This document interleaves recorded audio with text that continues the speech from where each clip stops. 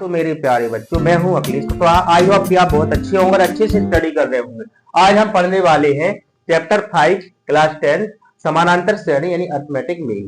तो इसमें आप जानेंगे यदि समानांतर श्रेणी में प्रथम पद ए तथा सार्वांतर डी हो, तो समानांतर श्रेणी क्या होती है ये हमें जानना है। तो देखो जरा, प्रथम पद ए और सार्वंतर डी अपन लेते हैं। तो इसमें क्या करेंगे, समानांतर होता है। समानांतर का मतलब होता है जिसमें समान अंतर हो, कॉमन डिफरेंस दिखे आपको। इस प्रकार से आप लोगों ने सीढ़ियां देखी होगी, सीढ़ी जिस पर आप छत से जाते हैं उसमें आप देख सकते हैं समान अंतर होता है। तो ये जो अंतर होता है बिल्कुल समान दिखेगा, इसको मानेंगे अपन डी, सार्वंतर बोलते हैं। डी को क्या बोलते हैं, सार्वंतर। ठीक है। ए क्या होता है, प्रथम पद ये होता है प्रथम पद। अगर हम ए में डी जोड़ते जाए तो अगली समानांतर श्रेणी में प्राप्त होती है। यानी कहने का तात्पर्य है, इसको हम किस प्रकार से लिख सकते हैं, प्रथम पद ए तथा सार्वंतर डी हो तो इसका स्टैंडर्ड फॉर्म क्या, मानक रूप। समानांतर श्रेणी का जो मानक रूप होता है वो होता है बेटा ए, प्रथम पद ए होता है। ए में यदि हम डी जोड़ देंगे तो बनेगा ए प्लस डी, और यदि हम एक और डी जोड़ दें तो बनेगा ए प्लस टू डी। एक डी और एक डी हो जाएगा टू डी, तो बन जाएगा ए प्लस टू डी। यानी ये पहला पद, ये दूसरा पद, ये तीसरा पद, चौथे पद के लिए होगा ए प्लस थ्री डी। ऐसे जुड़ता जाएगा, एक डी और जोड़ेगा तो ए प्लस फोर डी। इस प्रकार डॉट डॉट डॉट अनंत तक चला जाता है।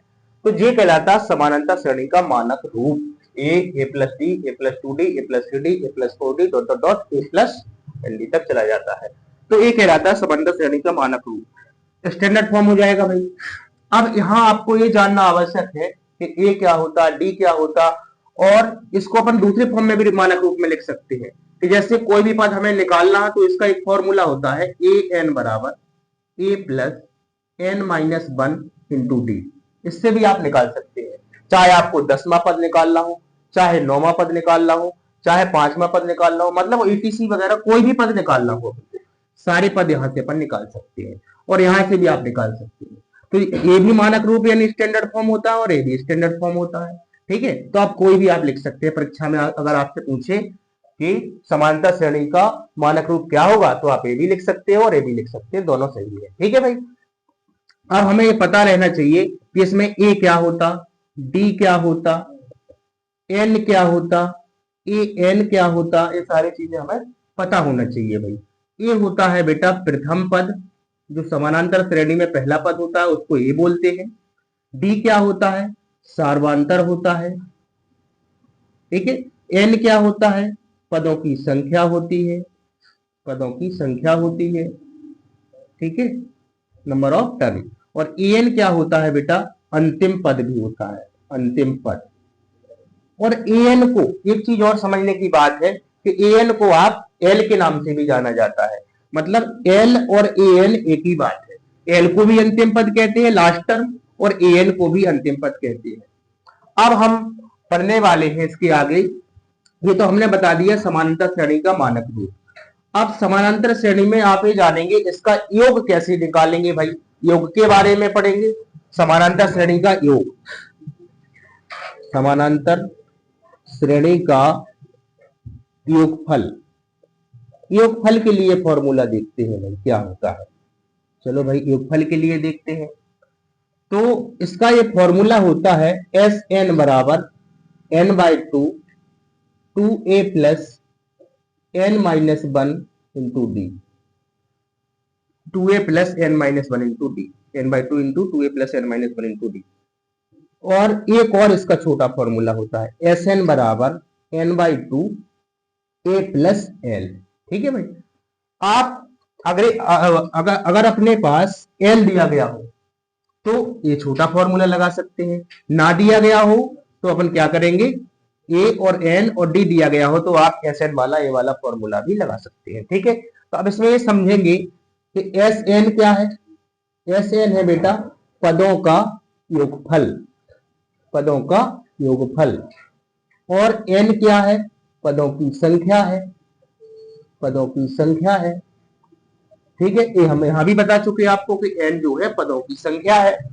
अच्छा, इसके बाद हम जानेंगे Sn हो गया, n हो गया, अब जानेंगे L क्या होता। अच्छा, D भी जानेंगे। D होता है बेटा सार्वधातुक, ऊपर भी हम बता चुके हैं कि D सार्वधातुक है, तो यहाँ भी सार्वधातुक होगा। और L बचा है, L बचा है। L क्या बोलते हैं, अंतिम पद या लास्ट टर्म, ठीक है, उसी को हम An बोलते हैं। L और An एक ही बात है, ठीक है, तो ये अंतिम पद होता है भाई, ये हमने जान लिया है।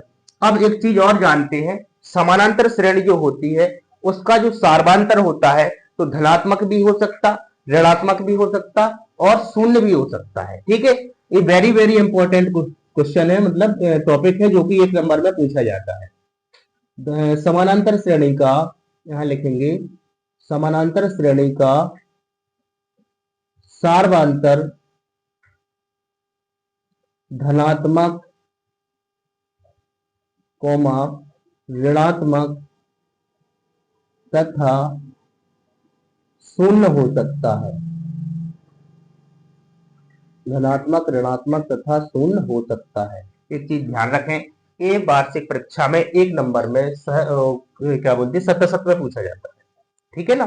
सतसत में सबसे ज्यादा पूछा जाता है, या खाली स्थान में भी पूछ सकता है कि समानांतर श्रेणी का जो सार्वधातुक होता है वो धनात्मक, ऋणात्मक तथा शून्य हो सकता है। अब हम इसके कुछ ऑब्जेक्टिव प्रश्नों को हल करने वाले हैं। हाँ, तो अब क्वेश्चन नंबर 1 देखते हैं भाई। किसी समानांतर श्रेणी का सार्वधातुक हो सकता है। देखो, अभी हमने थोड़ी देर पहले बताया था, किसी समानांतर श्रेणी का जो सार्वधातुक होता है उसका सार्वधातुक कैसा होता है, धनात्मक भी होता है, हो सकता है, ऋणात्मक भी हो सकता है तथा शून्य भी हो सकता है।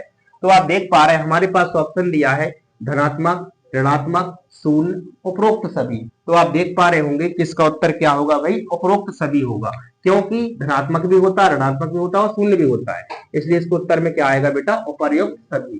तो डी वाला उत्तर सही होगा, उपरोक्त सभी, इसको हम लिख सकते हैं उपरोक्त सभी। इसका जो सेकंड प्रश्न है, सेकंड प्रश्न पूछ रहा है उस समांतर श्रेणी का एनवा पद लिखिए। समानांतर श्रेणी का एनवा पद क्या होगा।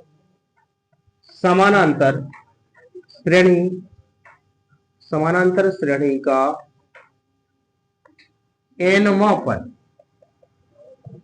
क्या है, क्या होगा। तो भैया एनवा पद हमारे पास कई ऑप्शन दे दिए गए हैं कि एन बराबर A plus N minus one into D. जैसे पहला फॉर्मूला है A N equal to A plus N plus one into D, option number B. तो A plus N minus one into D, A N बराबर, यहां लिखो ना लिखो उससे कोई फर्क नहीं पड़ता, A plus N minus one into D, A plus N minus one into D. Option number C उसने दे दिया A plus N minus one into D, यहाँ बी दे दिया है, और चौथा दे दिया है डी नंबर का, इनमें से कोई नहीं, इनमें से कोई नहीं।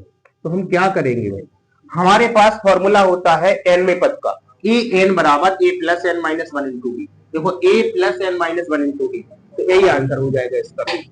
हमने अभी अभी स्टैंडर्ड फॉर्म बताया था, ए एन बराबर A plus N minus one into D, इसका ऑप्शन नंबर बी हो जाएगा, ठीक है। अब प्रश्न नंबर इसका जो 3 है उसमें पूछा है रूट टू प्लस वन और रूट टू माइनस वन का समानांतर माध्य है। तो देखो रूट टू प्लस वन और रूट टू माइनस वन का समानांतर माध्य, समांतर माध्य, समांतर माध्य निकालने का सूत्र क्या होता है। देखो पहले समझेंगे, समानांतर माध्य निकालने का जो सूत्र होता है, समांतर माध्य बराबर a plus b upon two. हमारे पास यदि दो संख्याएं दी होती हैं तो समांतर माध्य निकालने का सूत्र क्या होता है, a plus b upon two. दोनों को जोड़ के 2 का भाग लगा देते तो समांतर माध्य निकल आएगा। तो यहाँ क्या करेंगे, सॉल्व करते हैं, ये इसको ए मानो, इस पूरे को बी मानो, ठीक है। तो हम क्या लगा लेंगे फॉर्मूला, समांतर माध्य बराबर, समांतर माध्य बराबर A plus b upon to लगा देंगे फॉर्मूला। ए का मान हमारे पास दिया है रूट टू प्लस वन, फिर प्लस लगाएंगे, बी का मान हमारे पास दिया है रूट टू माइनस वन। आप चाहे तो ब्रैकेट भी यहाँ पे लगा सकते हैं, ठीक है, एक स्टेप और बढ़ जाएगा। Root two plus one plus का रूट टू माइनस वन बटे दो, माइनस वन से प्लस वन कट जाएगा, √2 और √2 जोड़ेंगे तो एक √2 ए है और एक √2 ए है, तो कितने √2 हो जाएंगे? 2 √2 हो जाएंगे, बटा में 2, 2 से 2 कट जाएगा तो √2 आंसर हो जाएगा। तो √2 + 1 और √2 - 1 का जो समानांतर मार्ग होगा ये भैया आपका √2 आएगा। तो इसका आंसर क्या हो जाएगा? √2 हो जाएगा। इसके ऑप्शन में भी कुछ दिया था, इसका आंसर हो जाएगा √2 भी दिया है ऑप्शन में, √3 भी दिया है, √5 भी दिया है, तो अपन क्या करेंगे? इसका आंसर √2 कर देंगे भाई। इसका जो फोर्थ प्रश्न है वो क्या कह रहा है? 2, 4, 6 और 8। क्वेश्चन नंबर जो फोर्थ है इसमें क्या करेंगे? क्वेश्चन नंबर जो फोर्थ है इसका ऑब्जेक्टिव 2, 4, 6, 8 का 10वां पद, श्रेणी 2, 4, 6, 8 और डॉट डॉट डॉट का 10वां पद। अब हमसे पूछा गया कि इसका 10वां पद क्या होगा। ऑप्शन हमारे पास जो दिए हैं 20, 18, 22, 24। ऑप्शन दिए हैं 20, 18, 22 और डी ऑप्शन में है 24। तो हम 10वां पद निकालेंगे भाई। इसका कैसे निकालेंगे? आपको 10वां पद निकालने के लिए हमने आपको तरीके बताए हैं कि आप क्या करेंगे। हमारे पास जो श्रेणी दी है उसको लिख लेंगे पहले। ये हमारे पास श्रेणी है, ठीक है। तो यहाँ पर a बराबर प्रथम पद को a से दर्शाते हैं तो 2 हो जाएगा। अब निकालेंगे हम सार्वधातर। सार्वधातर कैसे निकालते हैं भाई? d बराबर a2 - a1। मतलब सार्वधातर वो कहलाता है कि a2 - a1 यानी दूसरे पद में से पहला पद घटाएंगे, वो हम सार्वधातर निकाल लेंगे। तो d बराबर क्या निकल के आएगा? a2 का मान 4 है और a1 का मान 2 है, तो d बराबर आ जाएगा 2। 4 में से 2 जाएगा, 2 बचेगा। ठीक है भाई, ये हमने सार्वधातर निकाल लिया। अब हमें क्या निकालना है? 10वां पद निकालना। तो 10वां पद हम an वाले फॉर्मूले से निकाल सकते हैं। अगर उससे नहीं निकालना तो सीधा सीधा आप लिख सकते हैं कि a10। 10वां पद क्या होता? ये घट के रहता हमेशा, मतलब 10वां पद क्या होगा? a + 9d होगा। ठीक है, सीधा सीधा। और 22वां पद आपसे पूछे तो a + 21d होगा। अगर आपसे 30वां पद पूछे तो a + 29d होता है। इसी प्रकार हमसे पूछा 10वां पद, तो हम सीधा सीधा a + 9d से निकाल लेंगे, क्योंकि हमारे पास a और d देखो हमारे पास आ चुके हैं। तो a और d आ चुके हैं तो अपन आराम से रख देंगे वैल्यू और a10 निकाल लेंगे। 10वां पद क्या निकल के आएगा? a का मान रख देंगे 2, 9 × d का मान रख देंगे 2, दोनों के मान 2 है तो रख दिए हैं। तो a10 बराबर निकल के आएगा 2 + 9 दूना 18 हो जाएगा। a10 बराबर 18 और 2 20 हो जाएगा। मतलब 10वां पद हमने क्या निकाला? 20। ऑप्शन नंबर ए आंसर सही हो जाएगा। ठीक है भाई। अब इसी प्रकार 5वां जो प्रश्न है इसका, इसमें पूछा गया है -10 - 6 - 2।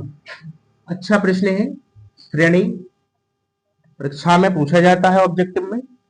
श्रेणी -10 - 6, क्योंकि -6 हो जाएगा, -2 और +2। डॉट डॉट डॉट का सार्वधातर पूछा, डॉट डॉट डॉट का सार्वधातर पूछा हमसे। ऑप्शन भी दिए हैं, सार्वधातर पूछा गया है।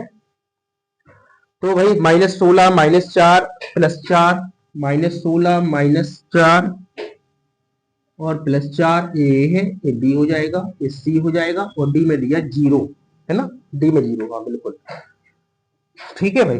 तो इसको हम सॉल्यूशन कर लेंगे, सार्वधातर निकाल लेंगे। सार्वधातर कैसे निकालते हैं? हमने अभी ऊपर वाले में बताया था सार्वधातर कैसे निकालते हैं। d बराबर a2 - a1, मतलब दूसरे पद में से पहला पद को घटा देते हैं तो वो सार्वधातर निकल आएगा d की वैल्यू। ठीक है भाई, तो सार्वधातर ही तो निकालना है, तो लिखेंगे सार्वधातर d बराबर होता है a2 - a1। ये आपको पता होना चाहिए कि ये बेटा पहला पद को a1 से दर्शाते हैं, दूसरे पद को a2 से दर्शाते हैं, तीसरे पद को a3 से, चौथे पद को a4 से। ठीक है, अब हमें d बराबर निकालना है a2 - a1। तो a2 अपने पास कितना है? a2 अपने पास -6 है। फिर a वाला जो माइनस लगा सूत्र में उसको ज्यों का त्यों लगा देना है। और a1 कितना है? -10, तो -10 रख देंगे। तो d बराबर हो जाएगा -6, माइनस माइनस का गुणा होगा तो आएगा प्लस, 10 में से 6 हो गया 4 बचेगा भाई। तो डी का मान क्या निकाला हमने? +4, जो कि ऑप्शन नंबर सी में दिया हुआ है। तो इस प्रकार से हम कर पाएंगे। तो हमारा प्रश्न ये था। तो ये प्रश्न जो है पूरे कंप्लीट हो गए हैं और आगे वाले प्रश्नों को हम आगे वाली वीडियो में पढ़ेंगे। तो वीडियो अच्छी लगी हो तो लाइक करें, चैनल को सब्सक्राइब करें और बेल आइकन को प्रेस करें